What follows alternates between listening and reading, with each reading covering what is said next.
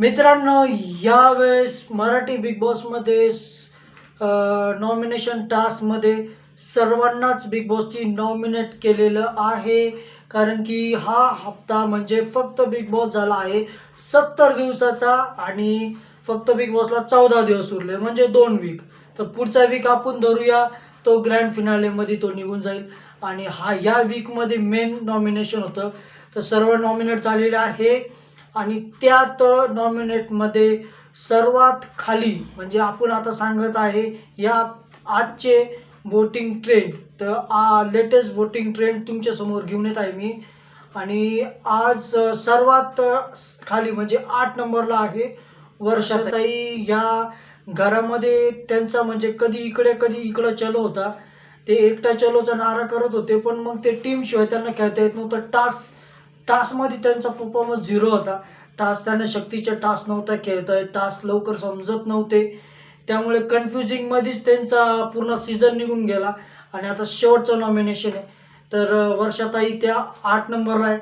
त्यानंतरून 7 नंबरला आहे कोण आहे, जान्हवी किल्लेदार. जान्हवी किल्लेदार यांचे पहिले सुरुवातीला त्या ए टीमकडनं होत्या. नंतरून त्यांना काहीतरी रिअलाईज झालं की नाही, आपण खूप चुकीचं खेळतोय. परत त्यांनी टीम सोडली, बी टीमकडनं गेल्या. बी टीमनी पण नाही घेतलं. आणि त्यानंतरून मग त्यांनी एकटा चलोचा नारा केला, पण त्या एकटा चलोमध्ये एकटा चाललंच नाही. मध्येच त्यांना कोणाचा तरी कुबडीचा सहारा लागला आणि याचा सहारा त्याचा सहारा, मग याच्यावर खवळणं, मग याला सपोर्ट. सगळ्यांना सपोर्ट केले, शेवटपर्यंत कॅप्टन झाल्याच नाही. आणि ज्याला सपोर्ट केलं तो बाहेर निघून गेला. तर अशा प्रकारे जान्हवी किल्लेदारांचा प्रवास होता. कधी एका मतावर, आपल्या एकाच मतावर ठाम नाही, मत बदलू. तर अशा जान्हवी किल्लेदार 7 नंबरला आहे. त्यानंतरून आहे निकी तांबोली, त्या आहे 6 नंबरला. तर 6 नंबरला निकी तांबोली आहे. तर निकी तांबोलीचा गेम आपल्याला सर्वांनाच माहिती आहे. गेम जरासा म्हणजे घरामध्ये इरिटेट करणं, काम न करणं, प्रत्येकावर रुबाब करणं, हुकुमशाही गाजवणं, मी क्वीन आहे, माझ्यासमोर कोणीच नाही, या पद्धतीने वागणं.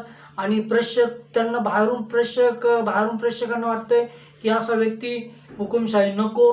त्यामुळे निकी तांबोलीला सपोर्ट पण कमी आहे आणि काही हिंदी भाषक सपोर्ट करतात. त्यामुळे ते आहे 6 नंबरला. त्यानंतर ते आहे अभिजित सावंत. अभिजित सावंत हे चांगले प्रकारे सिंगर पण आहे. आणि त्यांची सिंगिंग म्हणजे जसे सूर लागतात तसे खेळामध्ये पण थोडेफार सूर लागलेले आहेत. त्यांचा घरामधली वावर म्हणजे पूर्ण सीझनमधला वावर जर बघितला आपण, तर योग्य प्रमाणामध्ये वावर होता. जास्त ॲग्रेसिव्ह न होणं, त्यानंतर एखादी गोष्टी समजून घेणं, एखाद्या टीमकडनं पूर्ण पण न देणं, पण थोडा थोडा इकडं पण आणि थोडा तिकडं पण. निकीच्या जास्त फ्रेंडशिपमध्ये होते आणि अंकिताच्या थोडे कमी होते, पण इकडं ओढ जास्त होता बी टीम असल्यामुळे. तर अशा प्रकारे त्यांचा पूर्ण गेम होता. तर ते आहे आता सध्या 5 नंबरला. आणि त्याची आहे आपले महाराष्ट्राचे लाडके पॅडी दादा म्हणजे पंढरीनाथ कांबळे, ते 4 नंबरला आहे. पंढरीनाथ कांबळे यांचा म्हणजे पॅडी यांचा गेम सुरुवातीला कमी होता. 2 हफ्त्याचा त्यांचा गेमच दिसला आणि 3 हफ्तेपर्यंत दिसत नव्हता. त्यानंतरून थोडा थोडा गेम दिसायला लागला. ज्यावेळेस भाऊच्या धक्क्यावरती त्यांना धक्के दिले गेले, त्यानंतरून त्यांचा गेम थोडा सुधारला. आणि अशा प्रकारे सुधरत ते आता परफेक्ट गेम पण खेळायला लागले होते. पण काय करणार, नेमकी बिग बॉसनी सांगितलं 70 दिवस उरले, 70च दिवस आहे, 30 दिवस कमी झाले. मग पॅडी कांबळेचा तिथंच मूड ऑफ झाला आणि आताशी सुरुवात केली होती गेम खेळायला. तर ते आहे 4 नंबरला. त्याच्यावरती आहे अंकिता वालावरकर. अंकिताने आता तर सीधा सरळ फक्त त्या सूरजला टार्गेट धरलेलं आहे. तर ती 3 नंबरला आहे. आणि सूरजला टार्गेट धरून ठेवलेलं आहे तिने. आणि नेमकी असं चालू आहे तिचं नॉमिनेशनला टाकायचं त्याला. घरामधला वावर बघितला गेला म्हणजे आत्तापर्यंतची जी जर्नी आणि गेम, तर मला पण एवढा परफेक्टली गेम काय अंकिताचा वाटत नाही आहे. फक्त एक मराठी भाषक धरून त्या चालवायचं हाच तिचा गेम होता. त्यानंतरून फक्त कोणावरती हुकुमशाही गाजवायची, मी सर्वात भारी, हा मेन फंडा होता तिचा की माझ्यापेक्षा कोणीच नाही, तुम्ही सगळे खाली, मीच फक्त वर. असा एक मेन फंडा होता अंकिताचा. आणि भाषाबद्दल बोलणं, त्यानंतर मराठीमुळं करणं, या गोष्टी तिला खूप पहिल्या सुरुवातीपासून तर पहिले 2-1 हफ्ते तिच्यात ते खूप चाललं होतं. 3-1 हफ्ते तर तिने तेच चालवलं. म्हणजे पूर्ण जर्नी जर बघितली अंकिताची, एवढी परफेक्टली जर्नी नव्हती. टास्कमध्ये ताकद नव्हती, परफेक्टली ताकद लावत नव्हती. शेवटपर्यंत कोणाला सपोर्ट करायचा कॅप्टन्सीमध्ये तर परत त्याच व्यक्तीला सपोर्ट करायचा आणि लगेच बॅकअप घेऊन टाकायचा. म्हणजे मागच्या टास्कमध्ये आपण बघितलं असेल 2 ग्लास जास्त पिले असते तर धनंजय शेवटच्या राऊंडला गेला असता. अशा प्रकारेच तिचा खेळ होता. एवढा घरामध्ये परफेक्टली खेळत नव्हता. इमेज खराब करायचं काम, त्यानंतरून चुगल्या लावायचं काम, बिचिंग करायचं काम हे अंकिताच्या पूर्ण सीझनमध्ये चाललं होतं. तर अशा प्रकारे अंकिता वालावलकर आहे 3 नंबरला. त्यानंतरून त्याच्यावरती आहे धनंजय पवार. धनंजय पवार यांचा गेम म्हणजे डीपी दादाचा गेम. डीपी दादाचा कोल्हापूरकर फॅन फॉलोइंग तगडी, तर फॅन चांगले सपोर्ट करतायत. 2 नंबरला ठेवलेलं आहे आणि सुरुवातीलाच 2 नंबरला आहे. अजून तर पुढे तर खूप जायचा आहे प्रवास. गेम तर म्हणजे पाठीमागून बोलणं, हाच तर गेम होता चालू आहे आतापर्यंत.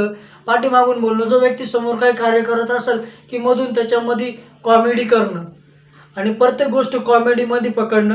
शेवटपर्यंत म्हणजे सीझनच्या शेवटच्या हप्त्यापर्यंत म्हणजे मागच्या 2 वीकपर्यंत डीपी दादाला आपले रितेश सर सांगत होते की डीपी दादा तुम्ही तुमचा गेम दाखवा, कोल्हापुरी हिसका दाखवा, कोल्हापुरी हिसका दाखवा. तर त्यांनी काय त्यांचा हिसका असा दाखवण्याचं हेच झालं नाही. फक्त सगळा गेम पूर्ण कॉमेडीमध्ये केला. त्याच्यानंतरून त्यांना कोणतं डोक्यामध्ये भूत घुसलं की नाही मला एकटा चालायचं आहे, मी इंडिव्हिज्युअल खेळणार. त्यांचं इंडिव्हिज्युअल तर खेळणं आम्हाला काही दिसलं तर नाहीच. फक्त इंडिव्हिज्युअल एवढं दिसलं की जेवायला नाही बसायचं आणि वरती जाऊन झोपायचं. तर अशा प्रकारे कोल्हापुरी हिसकाचा कोल्हापुरी गेम होता, जो इंडिव्हिज्युअल बोलता बोलता राहून गेला, शेवटपर्यंत झाला नाही.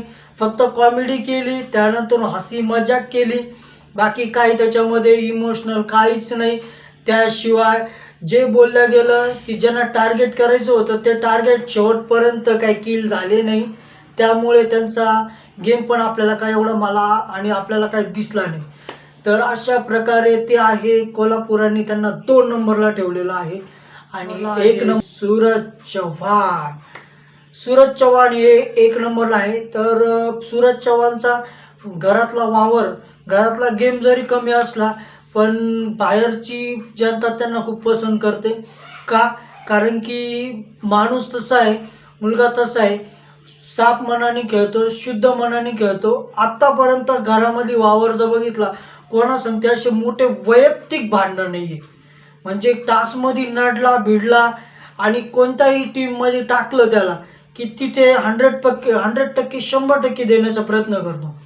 म्हणजे ए टीमकडनं टाकण्यात आलं, पूर्ण सीझनमध्ये ए टीमकडनं टाकण्यात आलं, पण ए टीमकडनं 100% खेळला.